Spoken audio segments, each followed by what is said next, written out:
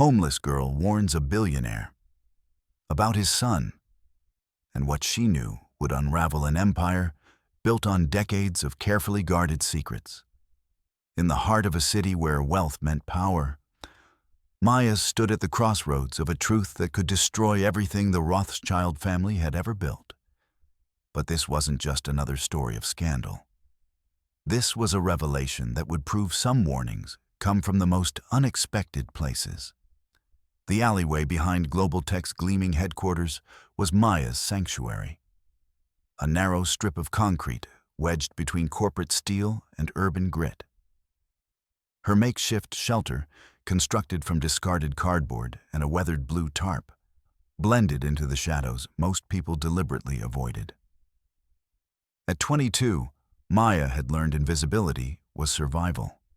Her clothes, layered and worn, were a camouflage more effective than any corporate security system.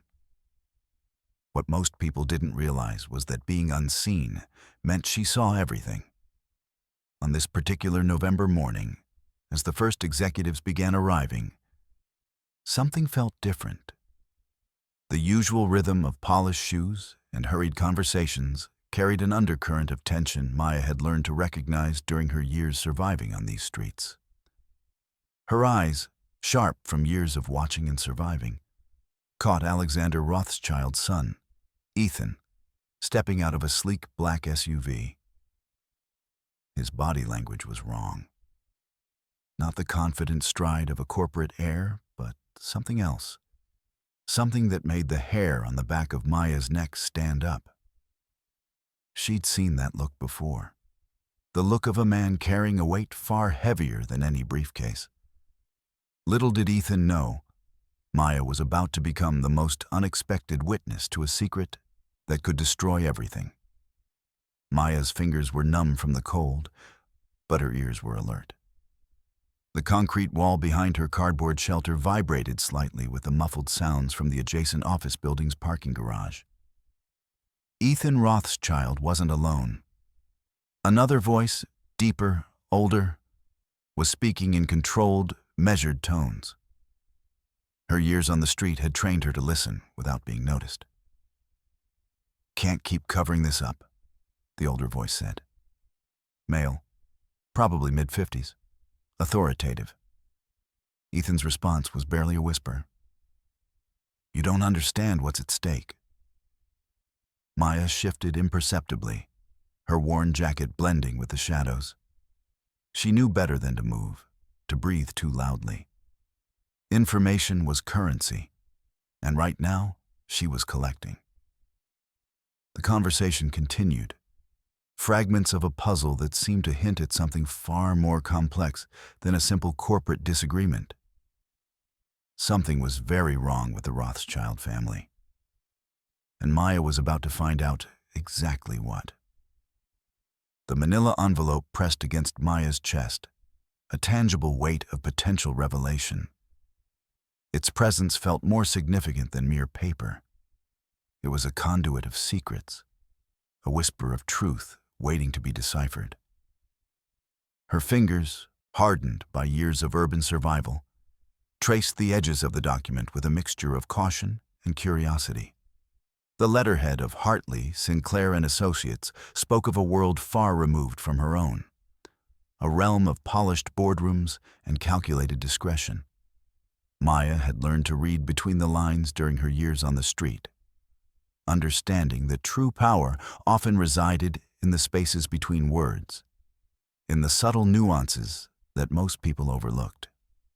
The genetic testing results were a clinical symphony of scientific notation, a language that seemed to pulse with unspoken implications.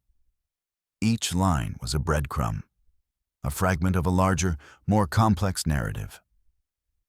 The 99.7% match suggested something profound, a genetic connection that was both precise and deliberately obscured. The chromosomal variants hinted at a deviation, a mutation that someone desperately wanted to keep hidden. Tucked behind the clinical report, a handwritten note caught her attention. The writing was precise, almost mechanically controlled. each letter formed with a deliberate intensity that spoke of urgency and fear. The lineage cannot be compromised. Eliminate all trace. Genetic drift must not be exposed. Those words were more than just ink on paper. They were a declaration of intent, a threat wrapped in clinical language. Eliminate. Trace. Exposed. Each word carried the weight of potential violence, of a secret so dangerous that its revelation could unravel entire worlds. Maya remembered Ethan's earlier conversation. The tremor in his voice, the hidden desperation that lingered beneath his controlled exterior. This document was a weapon, a key to something far more complex than a simple corporate secret. It was a map to a truth that someone would kill to protect. The distant sound of expensive shoes on concrete broke her concentration. Footsteps approached, measured, deliberate, carrying the rhythm of power and privilege. Maya quickly refolded the document, her heart racing with the understanding that she had become an unexpected guardian of a secret that could destroy empires. In the shadows of her cardboard sanctuary, surrounded by the urban landscape of steel and concrete, Maya realized her life had irrevocably changed. The Rothschild family's secrets now resided with her, a homeless witness to a narrative far larger than her daily struggle for survival. The world outside continued its relentless march, unaware that the balance of power was about to shift, triggered by a single piece of paper in the hands of an unlikely protagonist. The city's labyrinthine streets became Maya's sanctuary and her battlefield. Her instincts, honed by years of survival, were now on high alert. The document hidden beneath her layers was more than just paper. It was a lifeline, a potential weapon, a secret that could topple empires. The weight of it pressed against her skin, a constant reminder of how quickly life could transform from mundane to perilous. Ethan Rothschild's SUV had long since disappeared from the parking garage, but Maya knew the game was far from over. The precision of those footsteps earlier, the clinical language of the genetic report, everything suggested a level of pursuit that went beyond ordinary corporate intrigue. This was something more calculated, more dangerous than the typical struggles she faced on the streets. She moved through the city like water, blending with the urban landscape. Homeless, but not helpless. Invisible, but hyper-aware. Each alleyway, each shadowed corner was a potential escape route. Each reflection in a storefront window, a chance to check if she was being followed. Years of living on society's margins had taught her to recognize patterns, to sense when something disrupted the natural rhythm of the streets. The genetic report continued to burn in her mind. 7Q31 Bostiatu BRCA2. A sequence that meant nothing to most, but seemed to hold everything for someone. The note's warning echoed. Eliminate all trace. Genetic drift must not be exposed. The clinical coldness of those words carried an unmistakable threat that made her pulse quicken whenever she thought about it. Who were they protecting? What lineage was so critical that it required such extreme measures? The Rothschild name itself was synonymous with power and influence. Old money that had shaped economies and perhaps even histories. What secret could be so dangerous to people who already possessed everything? Maya ducked into a small coffee shop, buying a cheap coffee, more for the opportunity to sit near a window and observe than for any desire to drink. The barista barely glanced at her. Another invisible transaction in a city of millions.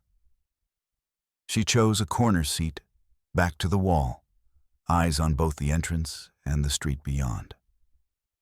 Her reflection in the window showed a woman transformed. No longer just a street survivor, but now a reluctant keeper of a dangerous secret. The coffee was bitter, but the warmth between her palms was grounding. She allowed herself a moment to breathe, to think. Information was currency in her world. But this particular knowledge felt more like a time bomb. She needed allies, resources, things in desperately short supply for someone who lived day to day. A black sedan rolled slowly past the window, too deliberate to be coincidence. The tinted windows revealed nothing of its occupants, but the vehicle's careful pace, the way it seemed to scan the sidewalk, sent a chill through Maya that had nothing to do with the autumn air. She noticed a man across the street, seemingly absorbed in his phone. But his attention never wavered from the coffee shop entrance. His suit was too perfect, his posture too alert. Another one at the corner, pretending to wait for the bus that had already come and gone twice. They were looking for her, and they didn't know she knew they were looking. That small advantage might be the only thing keeping her alive right now. Maya took a final sip of her coffee, her mind calculating escape routes and possibilities.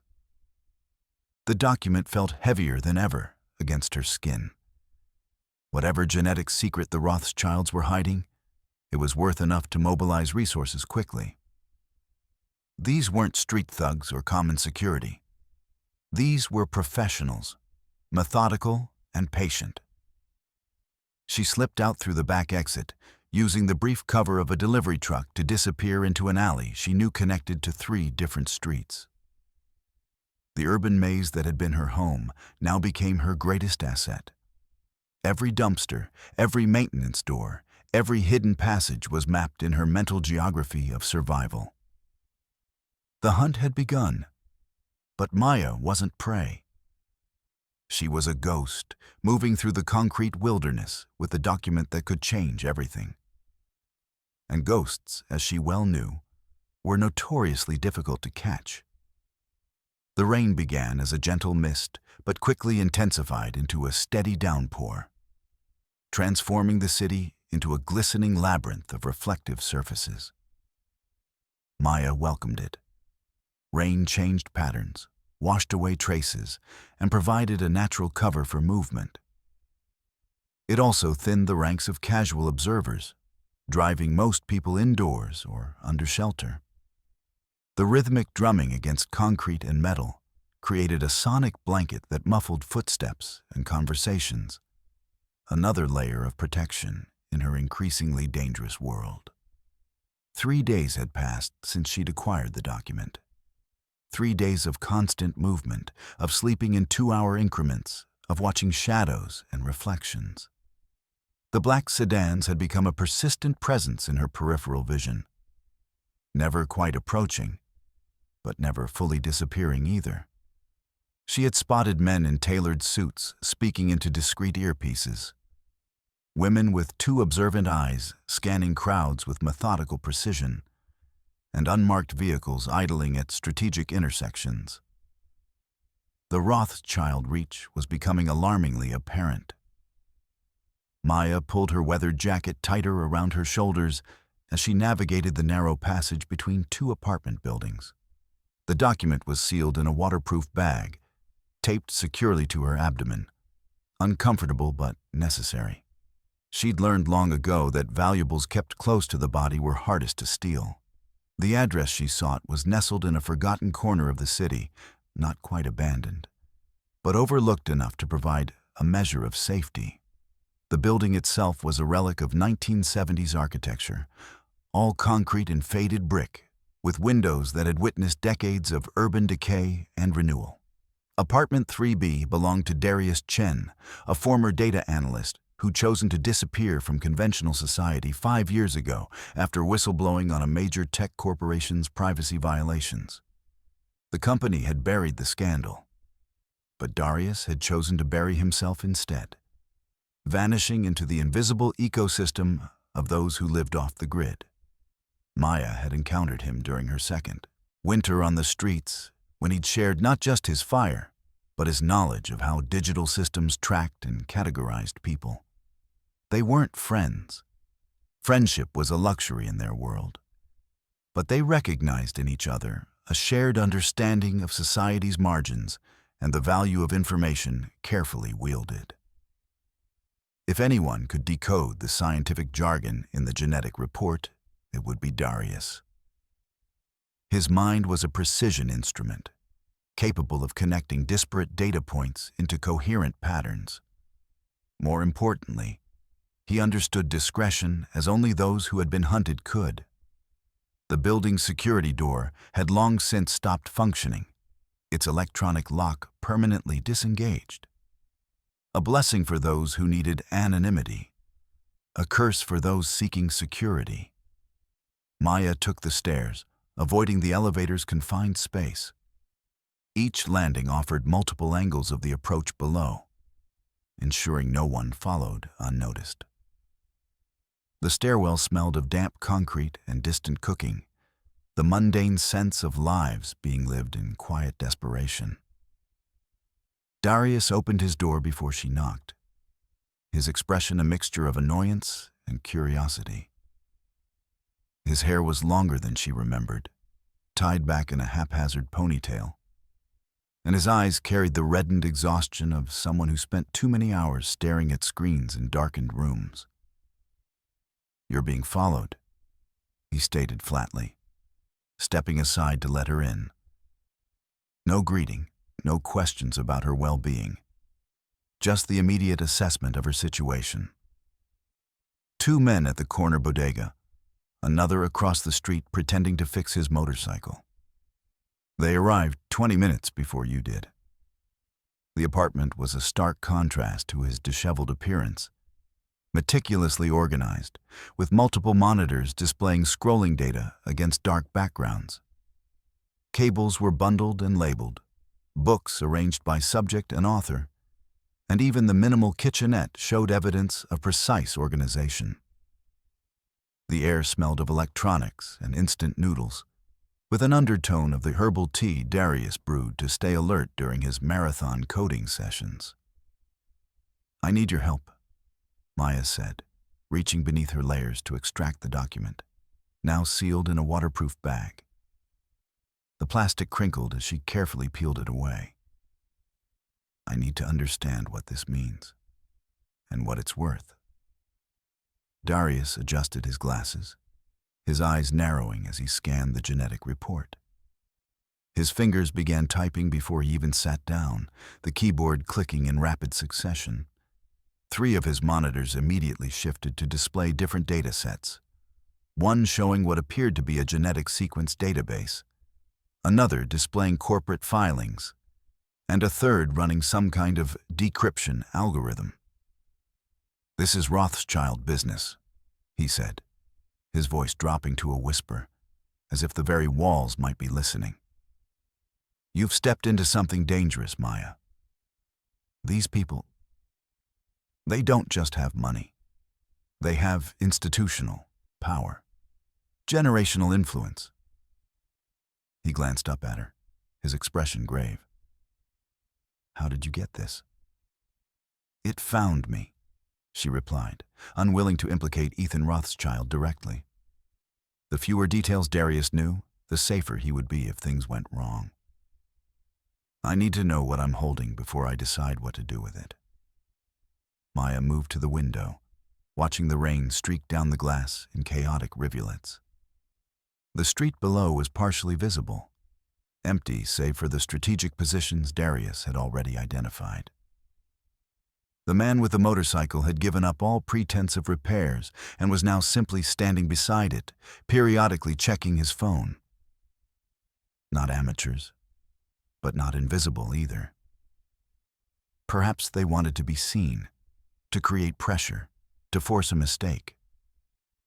Darius's screens filled with data. Scientific papers, genetic databases, corporate filings, pharmaceutical patents. His fingers moved with practiced precision, connecting threads that most would never see. Occasionally, he would mutter something under his breath, technical jargon that Maya couldn't follow, before diving deeper into his digital excavation. "The genetic marker they're tracking," he said after several minutes of silence. "It's not just about inheritance or disease. This is about something else entirely." He pointed to a section of the report. This chromosomal variance, it's exceedingly rare, and based on what I'm seeing, potentially valuable beyond calculation. Maya leaned closer, studying the highlighted section. The technical terminology meant nothing to her, but Darius's reaction spoke volumes. Valuable? How?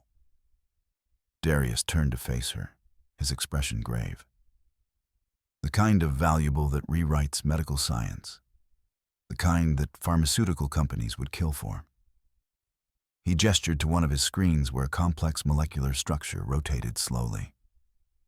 This variance appears to create a natural immunity to several degenerative neurological conditions. Alzheimer's, Parkinson's, possibly others. He pulled up another screen showing what appeared to be corporate financial projections. And the Rothschilds aren't just tracking it. They're containing it, controlling it. They've been quietly acquiring biotech companies specializing in gene therapy for the past decade. They're weaponizing their own genetics? Maya asked, trying to process the implications. More like monopolizing it.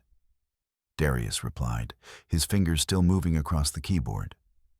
Imagine controlling the cure for diseases that affect millions worldwide. Imagine the power that gives you over healthcare systems, governments, individuals desperate for treatment. He looked up at her, his eyes reflecting the blue light of his screens. This isn't just about money. It's about control on a global scale. Outside, a car door slammed, then another. The sound echoed in the rain-soaked street, unnaturally loud in the evening quiet. Darius moved to the window, carefully peering through the blinds without disturbing them. "We have company," he said, his voice unnervingly calm. Black SUV, diplomatic plates. 4 men in suits, earpieces. Military posture. He stepped back from the window, already moving toward a closet at the back of the apartment. And they're not the kind that knocks politely. He pulled out a backpack, already packed, and thrust it toward Maya. Emergency exit protocol. The document goes in the hidden compartment. He pointed to a nearly invisible zipper along the back panel. Take the fire escape down to the 2nd floor, then use the maintenance corridor to reach the adjacent building. The security door code is 52278. What about you? Maya asked, already securing the document in the compartment. Darius smiled thinly, turning back to his computers where his fingers flew across the keyboard, triggering what appeared to be some kind of system purge. I'll create a digital distraction, give you time. He glanced at her, something almost like affection crossing his features. We'll rendezvous at the usual place, 48 hours. A heavy pounding at the door punctuated his words. Authoritative, demanding. The hunt had found them. Go, Darius whispered, never looking away from his screens where data was rapidly disappearing. And Maya? Whatever you do, don't let them take that document. Some secrets are worth protecting, even from those who created them. Maya slipped through the window onto the fire escape, the cold metal slick beneath her hands. Rain pelted her face as she descended, each drop a tiny shock against her skin. The backpack felt unnaturally heavy, weighted with more than just the document.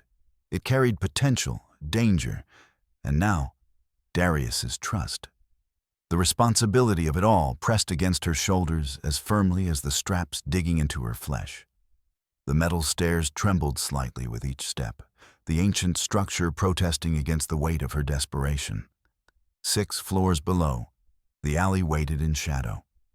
A narrow channel between buildings that offered temporary concealment, but no real safety. Maya moved with practiced efficiency, her movements economical and deliberate. Skills honed through years of surviving on society's edges. Behind her, the muffled sounds of the door splintering echoed through the apartment walls. She paused momentarily, a flicker of guilt crossing her features. Darius had risked everything without hesitation, offering his expertise and now potentially his freedom. In their world, such loyalty was rare currency. She wondered if she would have done the same for him, and the uncertainty in her answer troubled her more than the rain seeping through her jacket. Through the partially open window she'd just exited, she heard commanding voices, the unmistakable cadence of men accustomed to being obeyed. Then Darius's voice, surprisingly calm, almost amused.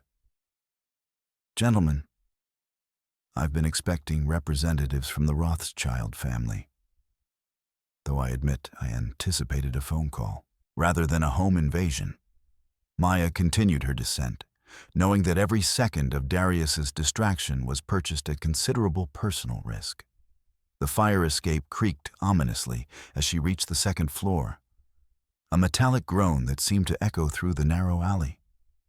She froze, listening for any reaction from above. But the rain masked the sound, transforming it into just another urban noise in a city full of them. Following Darius's instructions, she pried open a window that led to a dim hallway. The glass was stiff with age and disuse, requiring more force than she'd anticipated.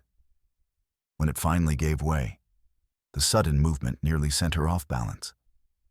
She caught herself against the frame, heart pounding, before slipping inside. The maintenance corridor was narrow, designed for building staff rather than residents, perfect for someone who needed to move unseen. The walls were lined with exposed pipes and electrical conduits, humming with the building's circulatory systems. Dust motes danced in the weak emergency lighting, undisturbed until her arrival. The air smelled of mildew and forgotten spaces. Maya moved cautiously, alert to any sound from the residential portion of the building. If Rothschild's men had been thorough, they might have stationed someone at ground level or alerted building security. The document pressed against her through the backpack's hidden compartment, a constant reminder of what was at stake. The security door at the end required the code, 52278. Maya's fingers trembled slightly as she input the numbers, aware that a mistake would mean starting over, potentially triggering an alarm. The lock disengaged with a soft click, revealing a service area for the adjacent building. The transition between structures was seamless. Most residents probably had no idea that the buildings connected at all.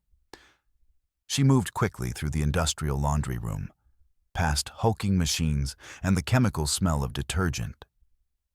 Massive dryers stood silent at this hour, their circular doors like portholes into another dimension. Carts of linens waited for morning staff, creating a maze of white fabric mountains that provided additional cover. A service elevator offered temptation, quicker than stairs.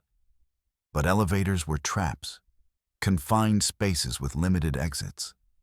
Maya opted for the service stairwell instead, descending 2 more floors before emerging into an alley behind a row of small businesses, already closed for the evening. The rain continued its steady assault, washing away footprints almost as quickly as they formed. Maya pulled up her hood and joined the sparse pedestrian traffic on the main street, another anonymous figure seeking shelter from the storm. She hunched her shoulders slightly, adjusting her posture to appear shorter than she actually was. Small changes in gait and silhouette could make visual identification significantly more difficult, especially in poor weather conditions.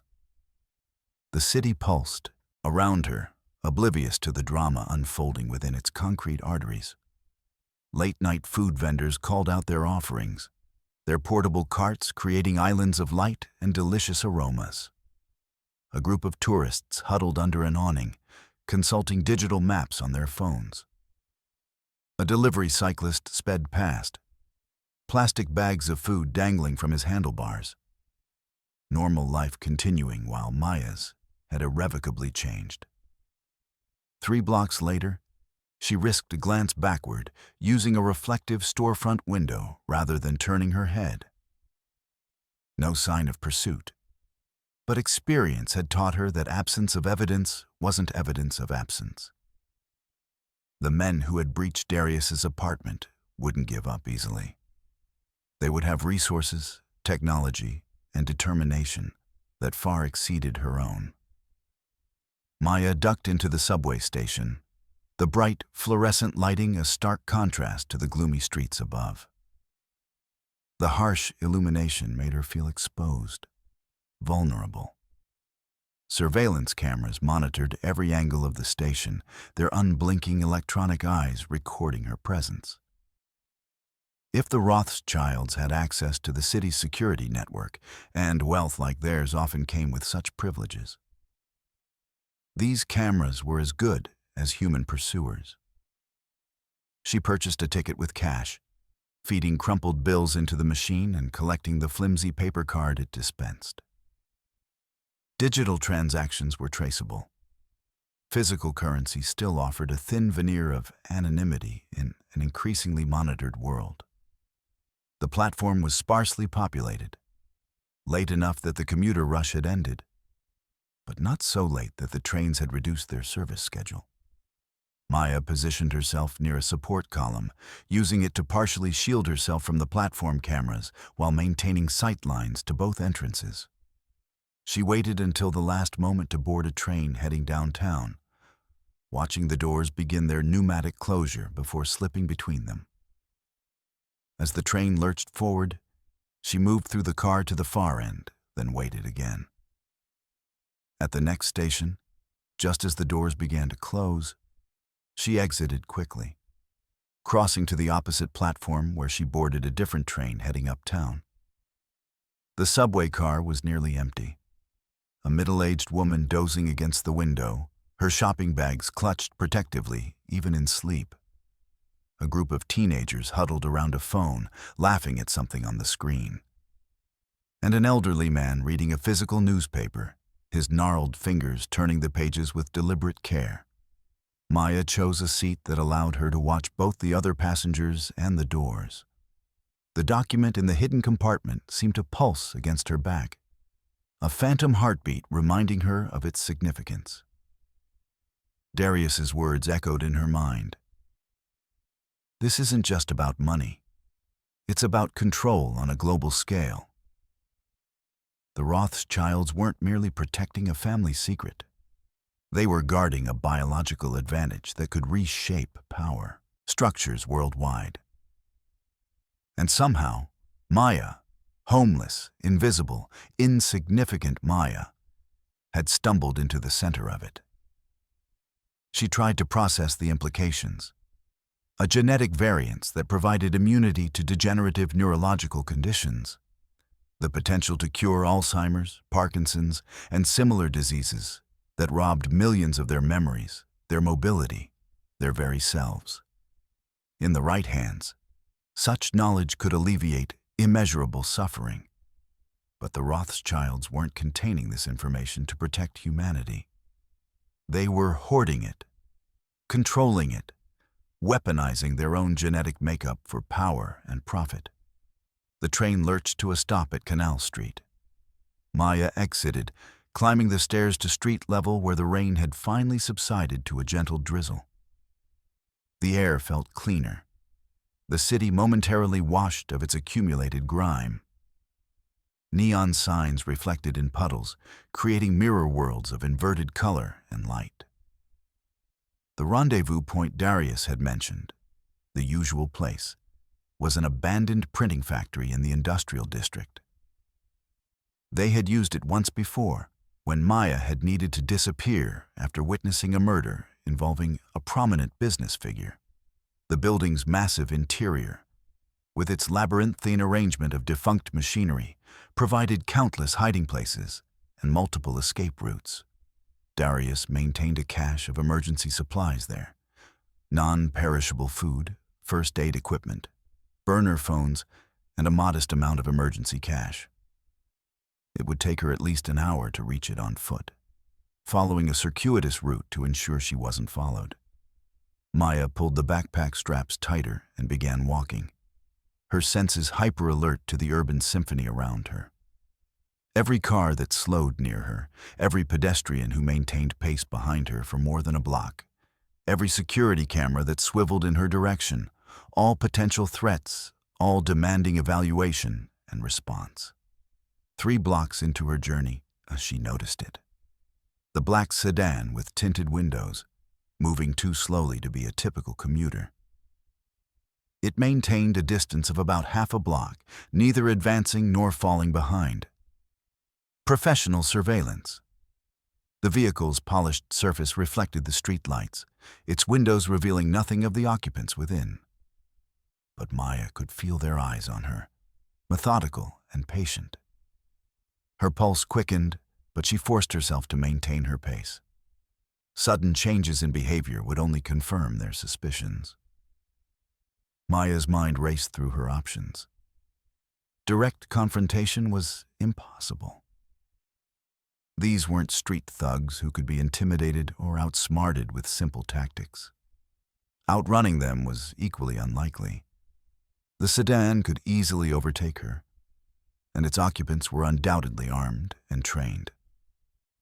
She needed to disappear, to become truly invisible in a city of millions. Ahead, the vibrant chaos of a night market spilled across several blocks. Food stalls with their fragrant steam, vendors hawking everything from counterfeit luxury goods to handcrafted jewelry, street performers creating circles of enthralled spectators, a perfect environment to lose herself in. She turned abruptly into the crowded marketplace, weaving through stalls of food vendors and trinket sellers. The narrow aisles and impressive bodies provided temporary cover, but she knew it wouldn't last. The sedan would have dropped off pursuers on foot by now, professionals who knew how to track targets through crowded environments. Maya navigated the market with deliberate randomness, changing direction frequently, doubling back occasionally, all while maintaining awareness of her surroundings. She purchased a scarf from one vendor, quickly wrapping it around her head in a different style than she'd entered with. At another stall, she bought a cheap, oversized jacket, shrugging it on over her own. Small changes to her silhouette and appearance that might confuse visual identification. As if confirming her fears, she glimpsed a man in a dark suit entering the market's north entrance, his hand pressed to his ear in the telltale gesture of someone receiving communications. His gaze was too focused, too systematic as it scanned the crowd. Not a shopper seeking bargains, but a hunter seeking prey. Another appeared at the east side, methodically working through the market's grid layout. They moved with the coordinated efficiency of those accustomed to working as a team. Maya ducked behind a stall selling knockoff designer bags, her breath coming in controlled, measured intervals. The vendor, a middle-aged woman with hennaed hair, gave her a curious look, but said nothing. Years of operating in gray markets had likely taught the woman when to mind her own business. The document that had seemed so important minutes ago now felt like a death sentence. Whatever genetic secret the Rothschilds were protecting, they were willing to deploy significant resources to recover it. Maya considered her options. She could abandon the backpack, leave the document behind, and save herself. The thought was temptingly rational. What did she owe Darius? What did she owe anyone?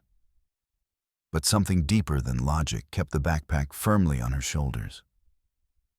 Perhaps it was the principle that knowledge shouldn't be hoarded by those who would use it only for power.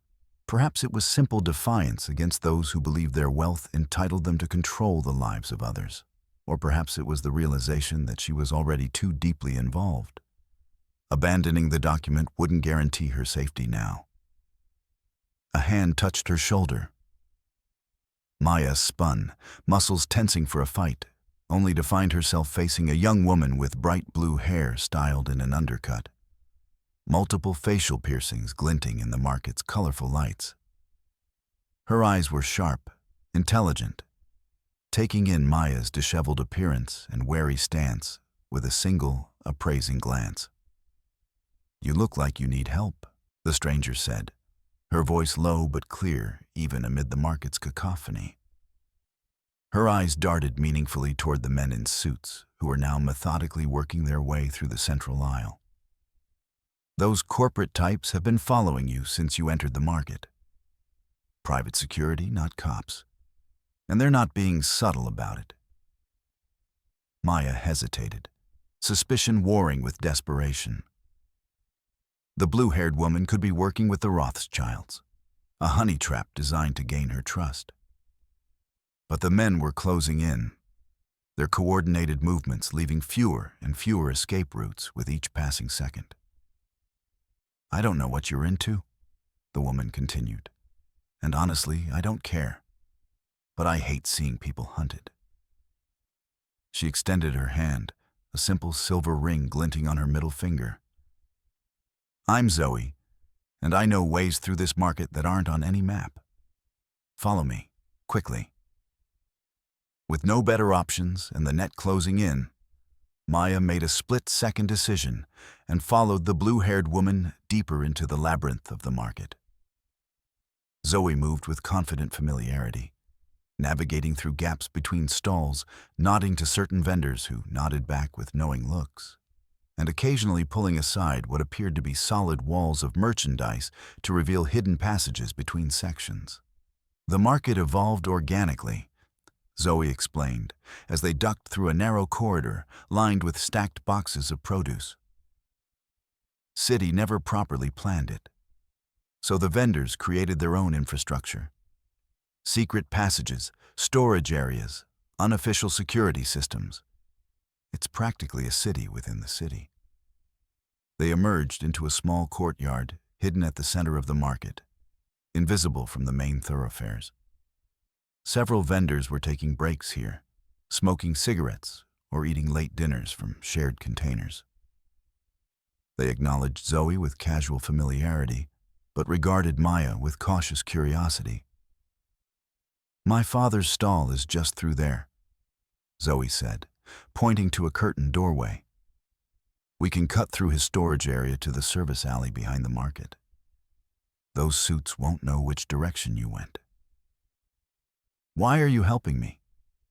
Maya asked, the question escaping before she could consider whether it was wise to question her unexpected ally. Zoe's expression hardened slightly, a flash of old pain crossing her features. "Let's just say I've been on the wrong side of corporate power before. My mother died waiting for a treatment that existed but was deemed not cost-effective for market release." She shrugged, the casual gesture at odds with the intensity in her eyes. "Besides, anyone being chased by men in those suits is probably doing something right." They moved through the curtained doorway into a small storage space packed with boxes of electronics, knockoffs and refurbished items, judging by the mixed branding. An older man with salt and pepper hair looked up from a workbench where he was repairing a tablet computer. "Zoe, ni dai lai leige pengyu," he said in Mandarin, his tone questioning as he eyed Maya. "She needs help, Baba," Zoe replied in English. "The back way." The man studied Maya for a moment longer, then nodded, moving to a stack of boxes that appeared randomly placed but clearly served a specific purpose. He shifted them aside to reveal a small door. "This leads to the service corridor," Zoe explained, already moving toward it. "Delivery trucks use it during the day. At night, it's mostly empty except for a few homeless folks who have an arrangement with the market vendors." "I can't thank you enough," Maya said, following Zoe through the door into a narrow concrete passage. "But I should go alone from here. I don't want to involve you any further." Zoe snorted, an unexpectedly inelegant sound from her otherwise composed demeanor. "You clearly have no idea where you're going. Besides, those men will be watching all the obvious exits." She pulled out a set of keys from her pocket. My motorcycle is parked 2 blocks from here.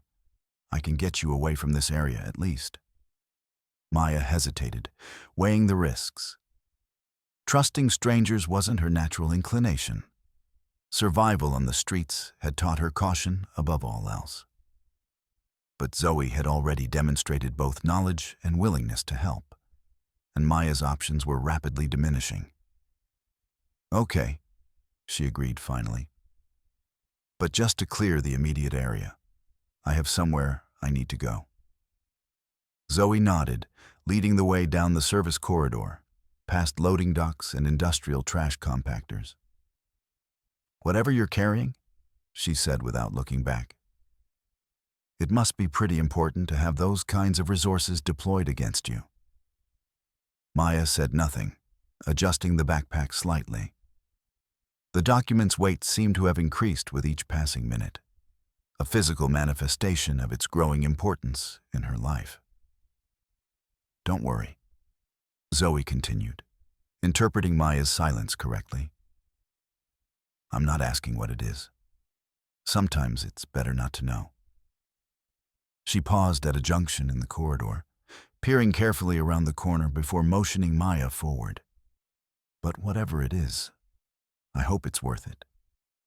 As they moved deeper into the shadow-filled corridor, away from her pursuers and into yet another unknown, Maya found herself wondering the same thing. Was the document worth the danger, worth Darius's sacrifice, worth involving this stranger with bright blue hair and unexpected kindness? The answer remained elusive. But one thing was becoming increasingly clear. She was now committed to a path that would reveal exactly what the Rothschilds were willing to do to protect their genetic secret, and what she was willing to do to expose it.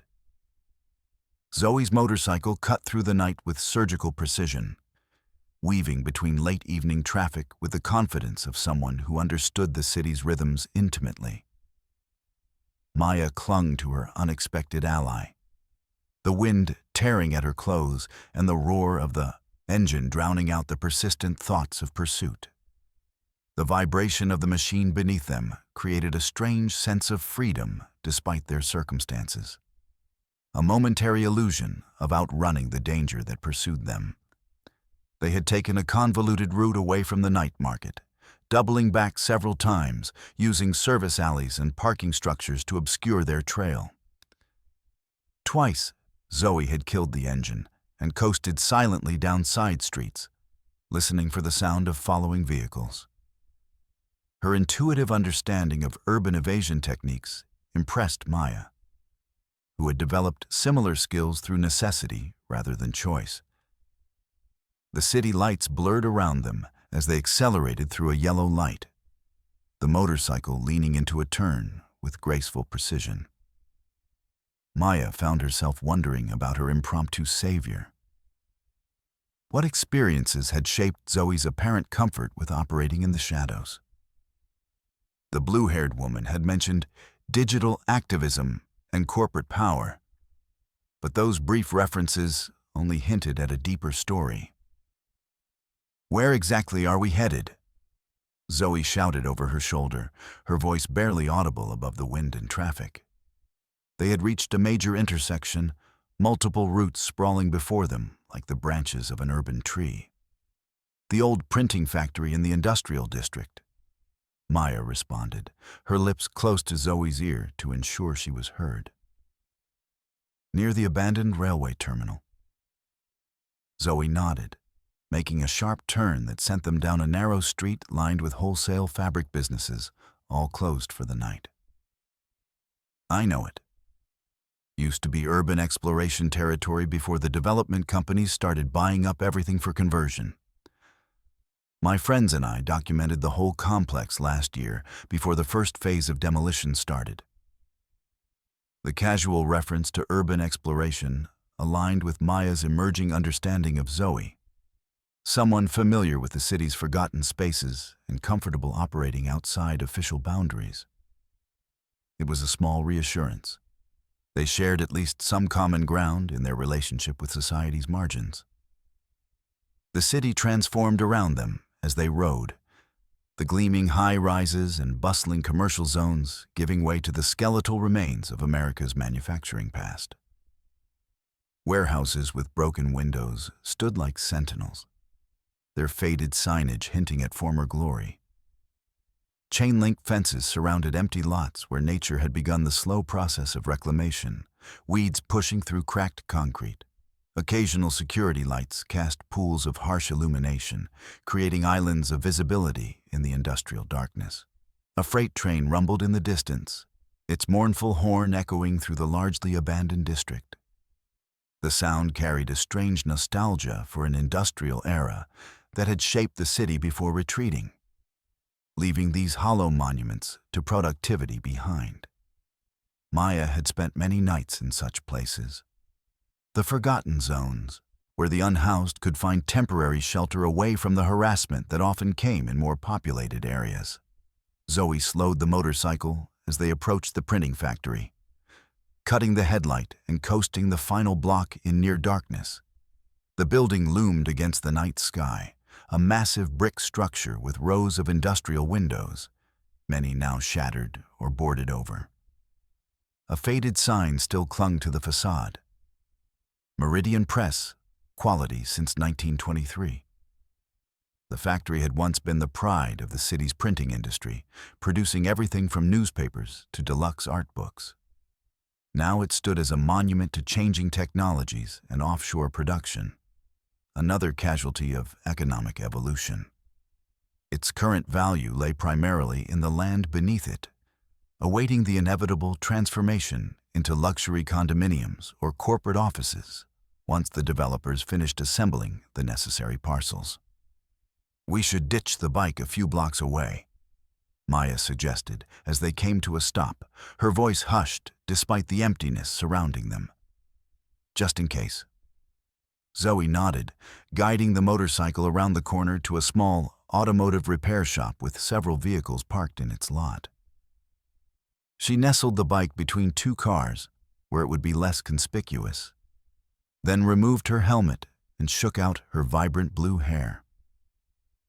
"You've done this before," Maya observed, as they walked back toward the factory, noting the practiced way Zoe had positioned the motorcycle to be hidden from casual observation, while remaining accessible for a quick departure. "Let's just say I've had my reasons to stay off the grid occasionally," Zoe replied with a half-smile. "Not everyone appreciates the kind of digital activism I engage in. Companies get particularly upset when you expose their privacy violations or environmental cover-ups." The casual reference to corporate antagonism reminded Maya of their shared adversary. The Rothschilds represented the apex of corporate and financial power. If they routinely targeted digital activists like Zoe, how much more resources would they deploy against someone possessing their closely guarded genetic information? They approached the factory from the rear, where loading docks had once received paper deliveries and shipped out completed print jobs. Moonlight silvered the crumbling concrete platforms, creating dramatic shadows in the recessed doorways. Maya led them to a particular dock where the door appeared securely padlocked, but actually concealed a cleverly disguised entry point. "Darius's handiwork," she explained, manipulating the false padlock to reveal the actual locking mechanism behind it. Her fingers worked with practiced familiarity, disengaging the hidden tumblers. "Looks secure to discourage casual trespassers, but allows access if you know the trick." The mechanism clicked softly, and Maya pulled the heavy metal door open just enough for them to slip inside. The hinges had been recently oiled, moving silently, despite their age and the building's general state of disrepair. Another sign of Darius's meticulous attention to detail. Inside, the factory was a cathedral of industrial decay. Massive printing presses stood silent in the darkness, their complex mechanisms frozen in time, like mechanical dinosaurs awaiting resurrection. Catwalks crisscrossed the upper levels, providing access to what had once been a bustling production floor. The air smelled of ink, dust, and the peculiar emptiness of abandoned spaces. a sensory cocktail that spoke of human absence and material decline. Moonlight filtered through the high windows, casting elongated shadows across the concrete floor and creating dramatic patterns of light and dark. Their footsteps echoed slightly despite their efforts to move quietly, the sound absorbed by the hulking machinery, but still audible in the profound silence of the building.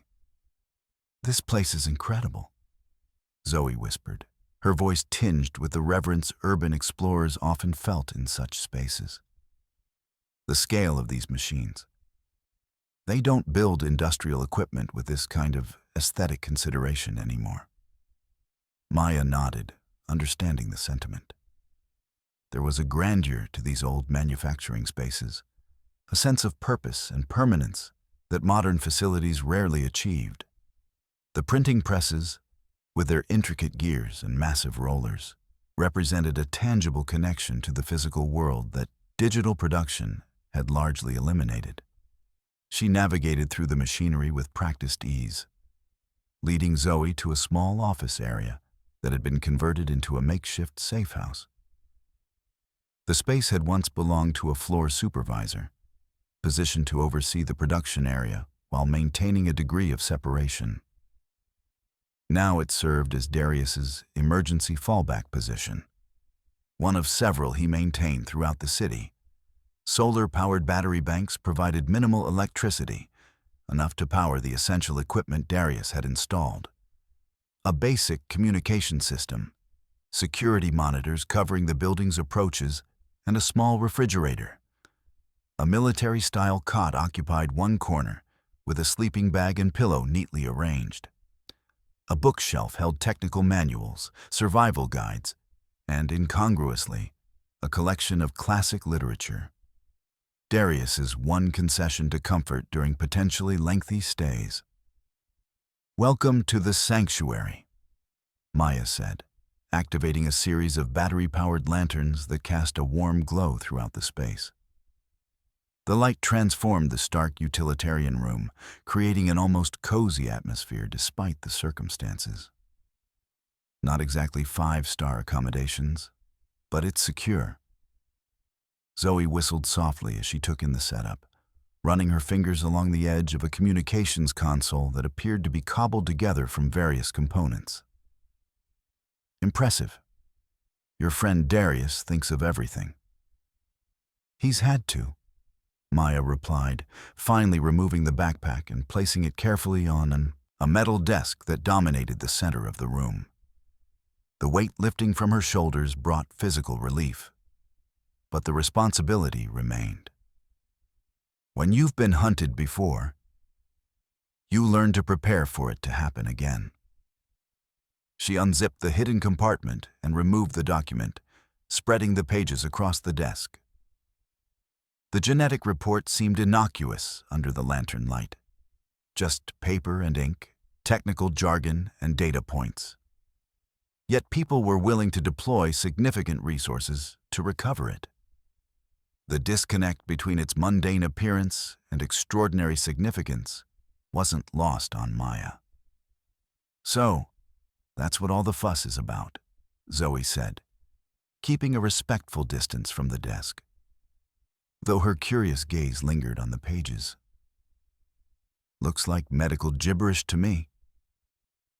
"It's a genetic report on the Rothschild family," Maya explained, careful not to reveal too much. Trust was a currency she couldn't afford to spend lavishly, even with someone who had already helped her. "It contains information they don't want public." Zoe's eyebrows rose, the piercings in her left brow catching the lantern light. "The Rothschilds? As in, the banking dynasty that conspiracy theorists love to blame for everything from economic collapses to alien cover-ups?" "The very same," Maya confirmed, unable to suppress a small smile at Zoe's characterization. "Except this isn't conspiracy theory. This is documented genetic research they've been conducting on their own bloodline for generations." She explained what Darius had discovered. The rare chromosomal variants, the potential for treating degenerative neurological conditions, the systematic acquisition of biotech companies specializing in gene therapy. As she spoke, she watched Zoe's expression transform from skeptical curiosity to growing understanding of the stakes involved. They're not just protecting family secrets, Maya concluded, gesturing to the pages spread before them. They're maintaining exclusive control over what could be the most significant medical breakthrough of the century. Zoe leaned against a filing cabinet, her expression thoughtful.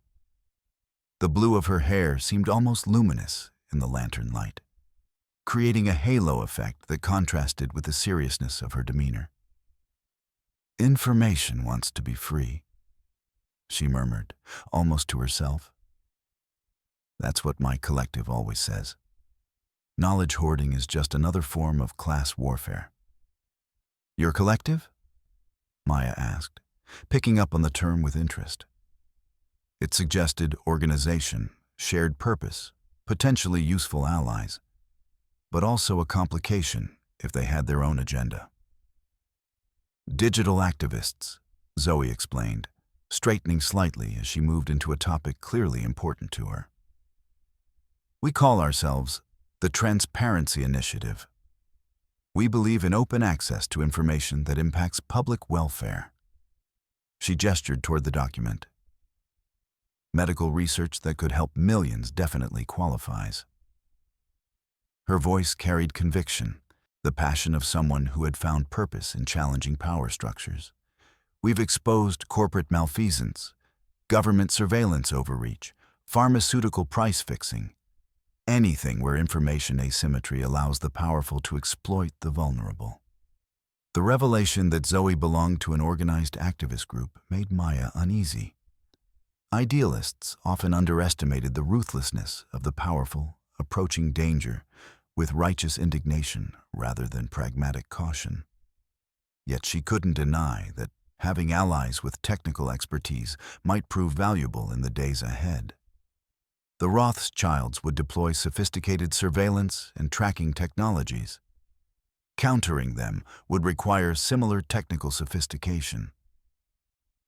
"Darius should arrive within the next 48 hours, Maya said, carefully returning the document to the backpack. "If he can get away. Until then, we need to lie low and consider our options." She moved to the small refrigerator, retrieving 2 bottles of water and offering one to Zoe. The simple act of hospitality felt strange in these circumstances, a normal social ritual amidst extraordinary danger. Zoe accepted with a nod of thanks, twisting the cap off and drinking deeply. "And if he doesn't make it?" Zoe asked after lowering the bottle, the question hanging in the air like a physical presence. The unspoken implication that Darius might have been captured or worse created a momentary heaviness between them. Maya had been avoiding that thought, pushing it to the periphery of her consciousness to focus on immediate survival. Darius was resourceful, experienced in evading detection, skilled in covering his digital tracks. But the men who had breached his apartment weren't ordinary security. They had the backing of one of the world's most powerful families, with resources that extended far beyond mere physical pursuit. "Then we need to decide what to do with this information," she replied finally, gesturing toward the backpack. "Whether to destroy it for our own safety or find a way to release it that can't be traced back to us." The options crystallized the fundamental choice before them: self-preservation versus a larger purpose. Maya had survived this long by prioritizing the former, making practical decisions that kept her alive in a world indifferent to her existence. But this situation had thrust her into a moral dimension she hadn't anticipated, forcing her to consider responsibilities beyond her own survival. Zoe nodded, understanding the stakes. "My collective has secure channels for distributing sensitive information. anonymous drops, distributed networks, blockchain verification of authenticity, if it comes to that. She paused, her expression becoming more serious. But I should warn you, once information like this is released, there's no controlling how it's used or who uses it. The Rothschilds would still come after us, and they might not be the only ones. The offer hung, between them, a potential solution, but one that would irrevocably commit Maya to a course of action with unpredictable consequences. Once the information was released, there would be no taking it back, no negotiating with the Rothschilds, no return to anonymity. The document would become a digital entity with its own life, spreading through networks beyond anyone's control. We should rest, Maya suggested, deflecting the decision for the moment. Take shifts watching the monitors. The factory is secure, but we can't assume they won't track us here eventually. Zoe agreed, volunteering to take the first watch while Maya caught some sleep. The arrangement made sense. Maya had been running on adrenaline and fear since Darius's apartment, and fatigue clouded judgment. A few hours of rest would help her think more clearly about their next steps. The military cot was surprisingly comfortable, or perhaps exhaustion simply overrode Maya's usual wariness of unfamiliar sleeping arrangements. She kept the backpack close, one arm draped protectively over it, even as she drifted toward sleep. The gentle hum of the security system and Zoe's occasional movements created a strangely comforting ambient soundtrack. Maya's sleep was light and fitful, populated by fragmented dreams of pursuit. In one, she was running through endless corridors of a building that seemed to reconfigure itself with each turn. In another, she was trying to read the genetic document. But the words kept shifting and changing, refusing to yield their meaning. Ethan Rothschild appeared in several of these dream sequences, sometimes pursuing, sometimes beckoning, his expression unreadable, but his presence undeniable. She awoke with a start some hours later, momentarily disoriented by the unfamiliar surroundings. The lanterns had been dimmed, casting the office in a soft glow that preserved night vision while providing enough illumination to move safely. Zoe sat at the desk, her face illuminated by the blue light of the security monitors, creating a ghostly effect that emphasized her unusual hair color. "How long was I out?" Maya asked, her voice rough with sleep. "About 4 hours," Zoe replied, not turning from the screens. "No movement outside. The perimeter sensors haven't triggered. Seems quiet." Maya sat up, running a hand through her tangled hair. Despite the abbreviated rest, she felt more alert, her thoughts clearer. The immediate panic of escape had subsided, allowing for more strategic consideration of their situation.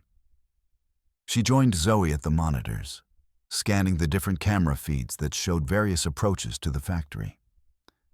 The night remained quiet, the industrial district largely deserted save for the occasional passing vehicle on the main road several blocks away.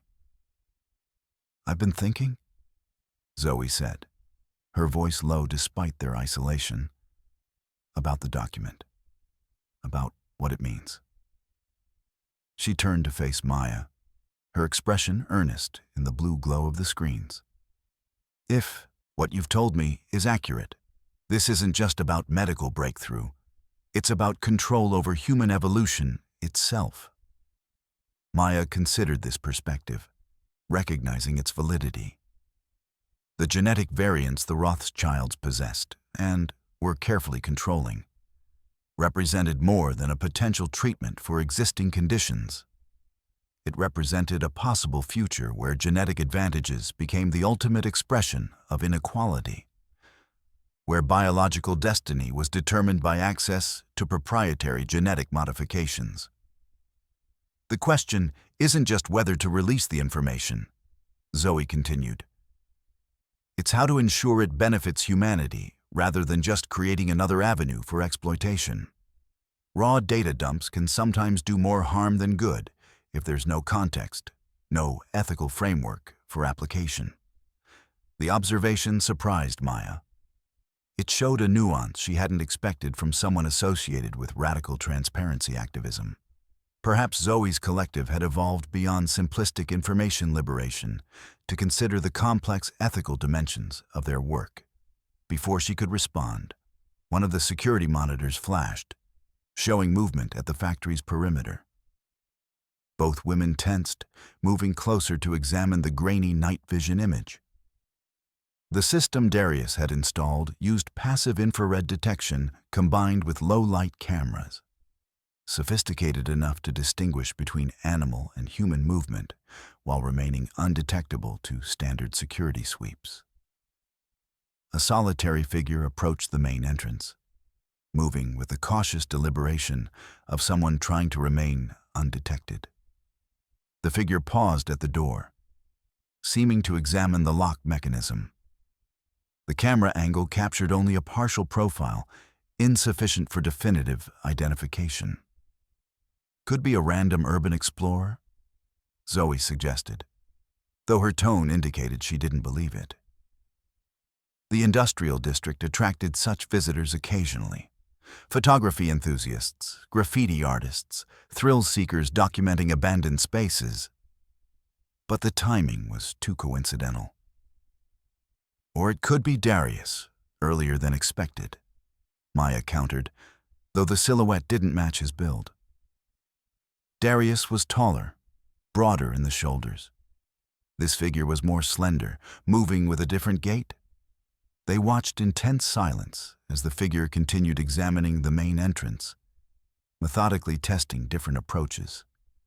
The behavior suggested someone with patience and resources, not the opportunistic entry of a casual trespasser, but the systematic assessment of someone with purpose. Whoever it is, they're alone, Zoe observed, scanning the other monitors that showed no additional movement. No visible backup. That's unusual for a professional operation. Maya nodded, finding the solitary approach strange as well. The Rothschild security team had operated in coordinated groups at both Darius's apartment and the night market. This lone figure represented a different tactical approach entirely. The figure at the door suddenly looked up, as if sensing the surveillance. For a moment, the face was clearly visible in the monitor's green-tinted display, illuminated by a shaft of moonlight that penetrated the clouds. "That's not Darius," Maya whispered, a chill running through her as recognition dawned. It was Ethan Rothschild.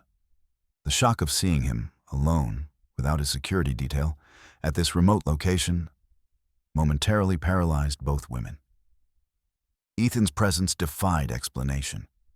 How had he found them? Why come personally rather than sending his formidable security team?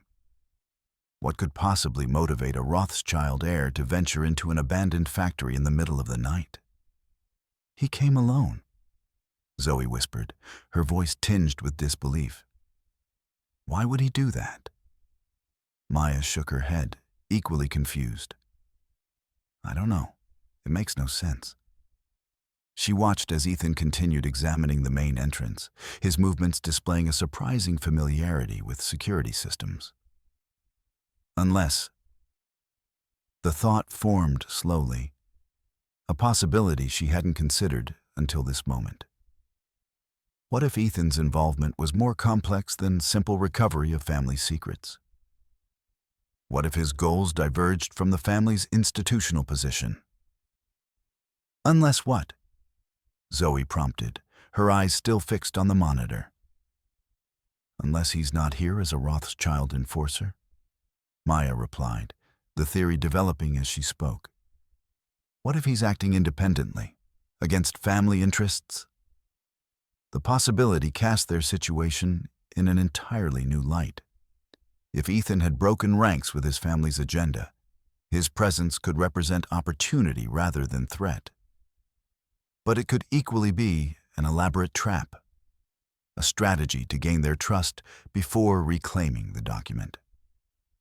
We need more information before we decide how to respond, Maya said, her mind racing through scenarios. For now, we watch and wait. See what he does? On the monitor, Ethan had moved away from the main entrance, circling the building's perimeter as if searching for alternative access points. His solitary figure, silhouetted against the industrial landscape, carried an aura of determination that transcended the grainy video quality.